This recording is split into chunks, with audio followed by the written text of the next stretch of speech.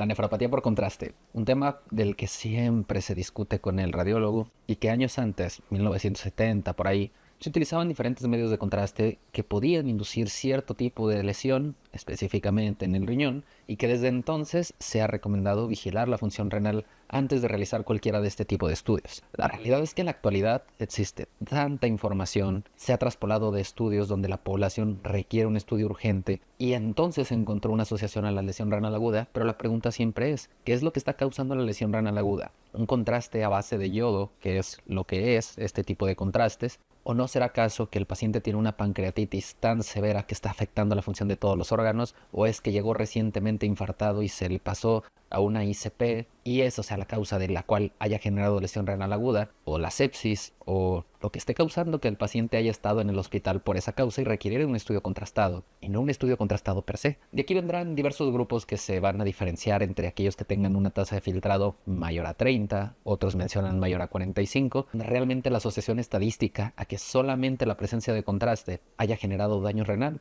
inexistente prácticamente. Y en su defecto, aquellos que ya tienen un deterioro de la función del riñón, menos de 30 mililitros, donde sí coinciden la mayoría, recomiendan que se tome con un poco de cautela el realizar este tipo de estudios. Y esa cautela es determinar simplemente cuánto se tiene de creatinina, tomar una a las 48 horas, algunos recomiendan hidratación intravenosa, otros vía oral, y no existen evidencias suficientes ante el uso de bicarbonato, N-acetilcisteína, entre muchísimas otras intervenciones que han intentado evitar un daño que parece más teórico que nada. Dentro de estas grandes cortes retrospectivas que se han intentado hacer como para diferenciar si solamente el contraste pudo ser el causante de que pues deteriorar la función del riñón, se ha encontrado que en estos grupos de tasas de filtrado menores a 30 tienen hasta un 17% más de probabilidad de generar un daño renal, probablemente asociado al uso de contraste. 17%. Realmente es bastante poco. Actualmente usamos cada vez más tipos de contraste isoosmolares que se parecen al suero de las personas y eso reduciría la probabilidad